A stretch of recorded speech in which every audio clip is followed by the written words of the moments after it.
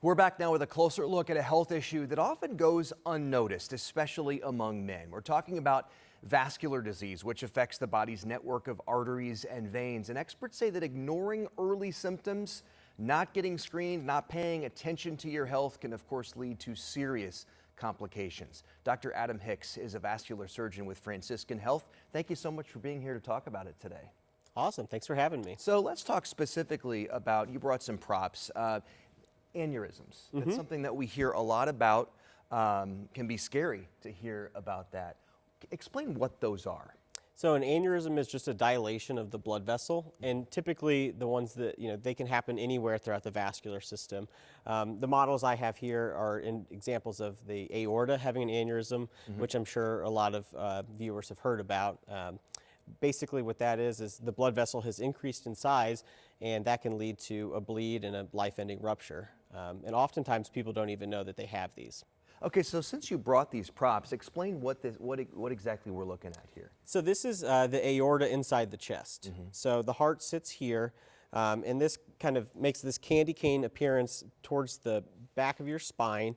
And the areas throughout this aorta can develop an aneurysm, which is just a swelling of the blood vessel here. With modern technology, a lot of times we can fix these with a stent. There are some patients who still require open procedure to have that repaired, and due to the location of this being close to the heart, oftentimes it's a collaborative effort between vascular surgeons and heart surgeons on the best approach to repairing these. But obviously, if we can avoid invasive procedures, we prefer to use the stent if possible. So what can we do, if anything, to keep this from happening? Yeah, the United States Preventative Services Task Force recommends any male ages 65 to 75 with a history of smoking should have a screening ultrasound. Okay. So if you haven't had any recent imaging of your abdomen for any reason, they definitely recommend proceeding with that. Oftentimes these are found incidentally, so they'll get a CT scan or some other imaging for another reason, and an aneurysm will incidentally be found. And we are happy to see any of those patients and discuss what the options for repair are. And what are those options?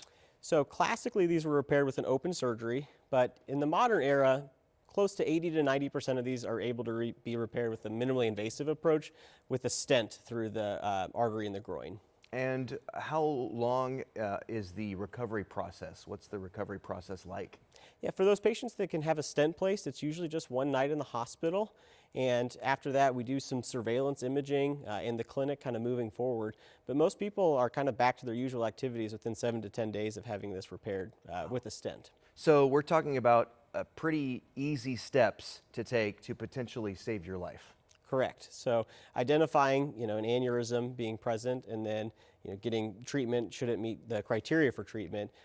We usually wait until somewhere between 5 and 5.5 centimeters for size criteria, and then that's usually when we recommend having it fixed. All right.